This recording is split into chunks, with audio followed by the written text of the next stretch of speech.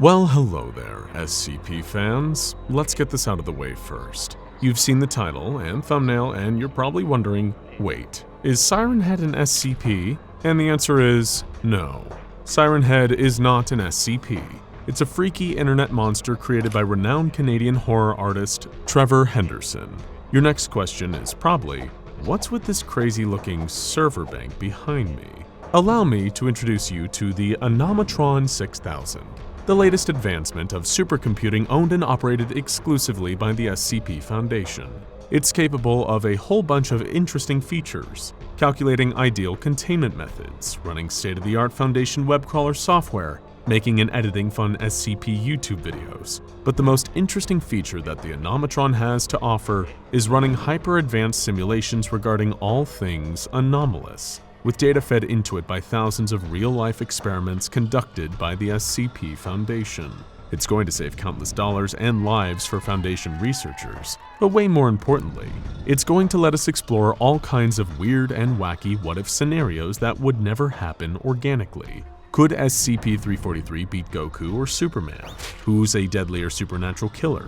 SCP-106 or Freddy Krueger? Would the world simply explode from adorableness if SCP-999 and Baby Yoda ever crossed those multiversal barriers and met? We can explore all of these questions, along with any others you may have down in the comments. Seriously, comment it, we dare you. But to get things started, we figured we'd make the Anomatron pit the Foundation's lankiest nightmare monster, SCP-096, against the internet's, Trevor Henderson's, Siren Head. Sorry, Slenderman, you're just not cool anymore. So without further ado, let's kick the Anomatron into gear and see how this wild battle plays out. It's time for SCP-096 vs. Siren Head. Ricky and Elliot, a pair of aspiring travel YouTubers from California, were taking a vacation to the Pacific Northwest to spend some time in the area's beautiful lush forests. However, while the duo were both big fans of travel for its own sake, they weren't just here for the trees and fresh air. You see, despite their jet-setting lifestyle, Ricky and Elliot's subscribers and views hadn't exactly been phenomenal lately. Turns out hiking vlogs and GoPro footage of the two of them jumping into absurdly blue water in Bali weren't exactly that interesting to people who weren't actually there. But Ricky had formulated an ingenious plan to pull the two of them out of obscurity. They would hunt down and film real footage of the legendary Siren Head, a supernatural monster said to haunt forests and isolated graveyards. There were plenty of fakers out there on YouTube, but if the two of them could get real footage of Siren Head, and also preferably survive the experience, they'd be framing their golden play buttons in no time. But they were already encountering certain issues. For starters, the two Californians had severely underestimated just how cold it was in the Pacific Northwest, and as such, were already shivering from bone-deep cold. The second issue was food. While the two of them had thought ahead and brought a selection of tasty protein bars, they'd also gotten hungry during the early hours of their walk and eaten all of them, leaving them feeling severely out of luck by the time dinner rolled around. And the third and perhaps most problematic issue of all was the fact that Ricky and Elliot didn't exactly have a great sense of direction. During all of their previous trips, they'd been on guided tours with local experts. In this instance, wanting to take all the Siren Head glory and clout for themselves, they decided to come in alone, with the incredibly janky Google Maps app to guide them. As such, as the night was creeping in, the two aspiring YouTube celebrities had no idea where they were. Needless to say, it wasn't exactly an ideal situation. And to make matters worse, Ricky and Elliot had been experiencing some strange feelings for the last couple of hours when they'd gotten particularly deep into the forest. That dread-inducing sensation of being watched by something lurking just out of sight. A gaze with some unknowable and darkly malicious intent boiling behind it. These two poor saps had no idea what was in store for them tonight. And wouldn't you know it, the one watching them right now wouldn't even be the only monster after them. After an expectable amount of bumbling and buffoonery, Ricky and Elliot managed to gather up enough tinder to make a semi-respectable campfire. They could sleep out here tonight, then set off in search of Siren Head or civilization, whichever came first, in the daylight the next day. The duo did what they could to remain chipper in spite of the ominous circumstances. Sure, they were trapped in the depths of the woods alone, But think of the amazing vlog footage they'd get. They'd be like the next Blair Witch crew, except they'd live, hopefully. But as the duo sat next to their campfire, they felt that ominous sensation again. The hairs on the back of their necks started standing up. They felt shivers that didn't just come from the cold. More and more they started to feel certain that something in this forest was watching them. Something ancient and powerful and evil. That's when they heard the telltale crackle of radio static, and their skeletons almost jumped out of their skin. Could it be him? The patron saint of gone missing without a trace, of creeping dread, of bad things coming. Siren Head himself. Both men fell silent. All they could hear was the crackling of their own fire. Had the sound before just been an illusion? A product of a pair of paranoid minds also predisposed to sense siren-headed monsters lurking amongst the trees. They'd been reading about a higher rate of disappearances in this area, along with a number of frightening sightings of tall, thin beings and radio static that seemed perfectly consistent with Siren-Head activity. That's why they'd come here in the first place. But had they come here to their deaths? The two needed to distract themselves, or they'd go mad from the paranoia. They decided to share a few fun little anecdotes of the travels they'd had before meeting one another, showing the photos they'd saved on their smartphones. Ricky had been to Hawaii, Tahiti, Bora Bora, Fiji, St. Lucia, and the Maldives. Clearly, he liked his vacations warm and sandy.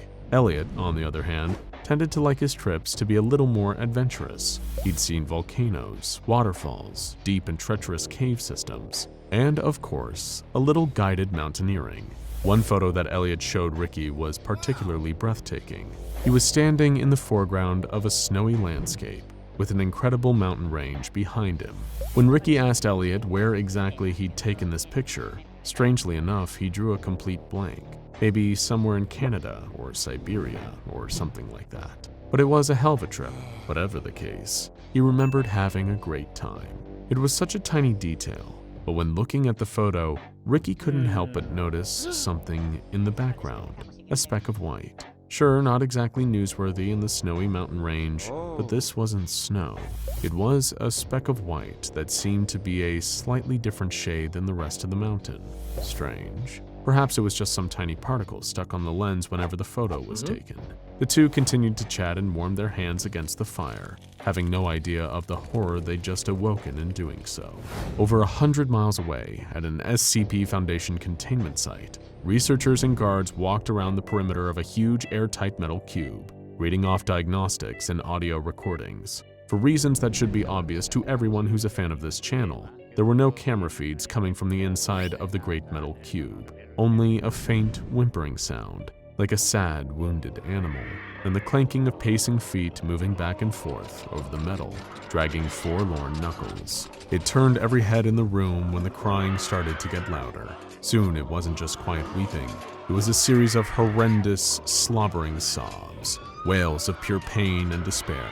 Someone in the room screamed, "Close your eyes and hit the deck!" Knowing exactly what had happened. They learned well enough from the infamous Incident 096-1-A containment breach that there was no way of stopping this thing until it run its course. The best they could do was minimize their own fatalities in the process. Everyone in the room did as they were told, hitting the ground, closing their eyes, and covering them with their hands just to be safe. That's when the solid steel of the cube was torn open like crepe paper, and the howling, raging SCP-096 broke free, galloping on all fours through the nearest wall, shattering it, and spraying debris everywhere. As mobile task forces were dispatched to track the rampaging abomination and try their best to clear the path ahead as it sought out its target, one thought was going through the minds of everyone in the room.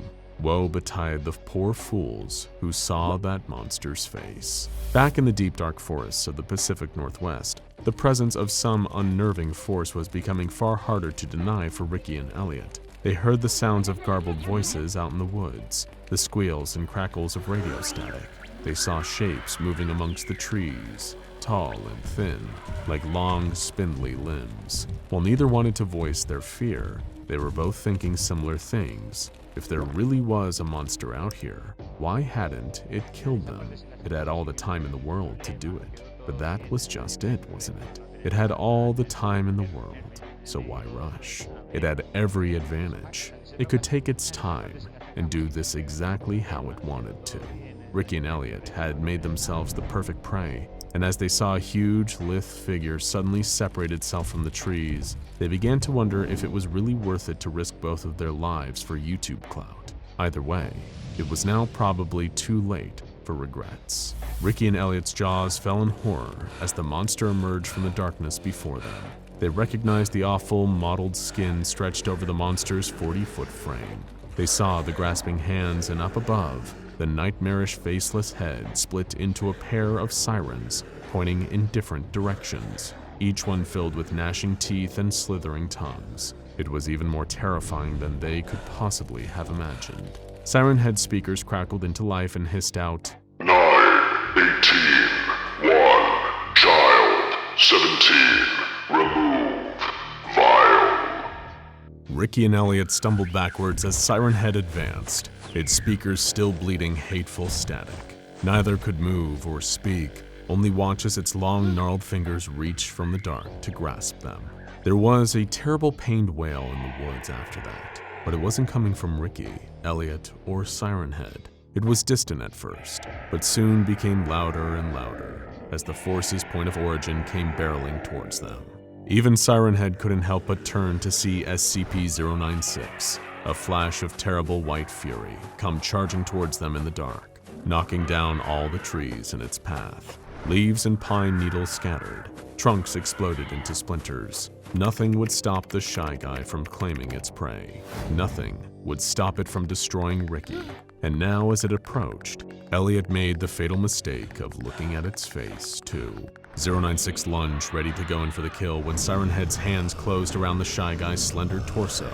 In one fluid motion with surprising strength for its scrawny build, it hurled the Shy Guy into the distance, smashing another several trees in its path. The words, My prey, mine,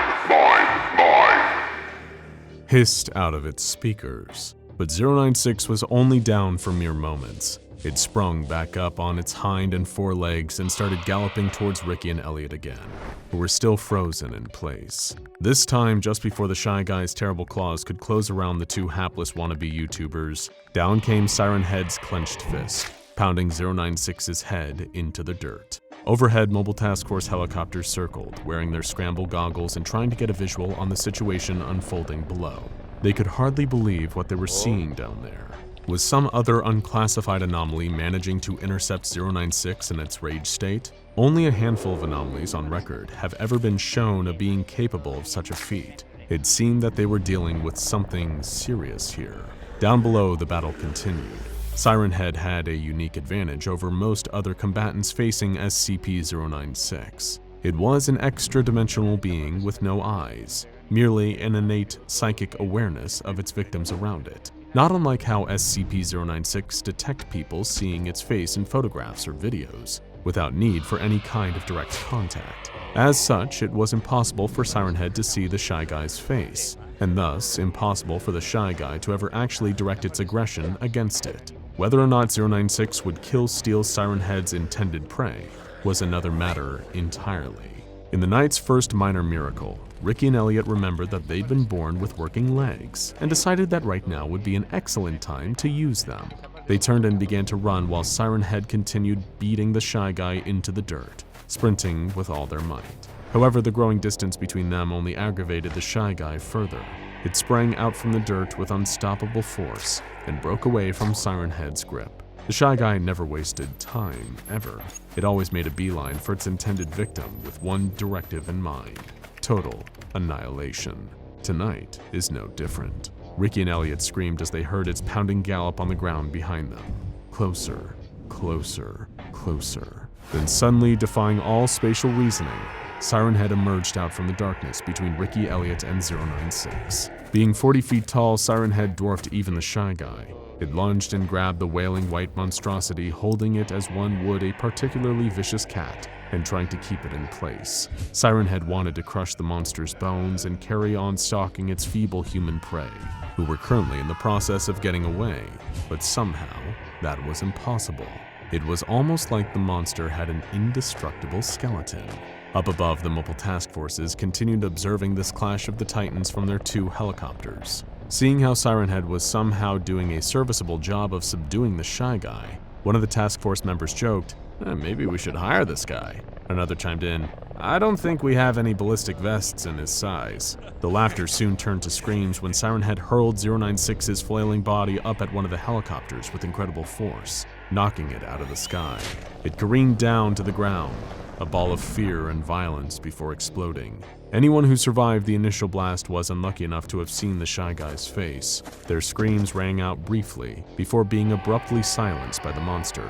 Helicopter Alpha had no survivors. Meanwhile, Ricky and Elliot had kept running until their lungs burned and their muscles pumped thumbtacks. Seeing that the chaos was so far behind them now, they took a moment to stop and breathe, recomposing themselves. In the second minor miracle of the night, it looked like the two of them had actually survived this ordeal.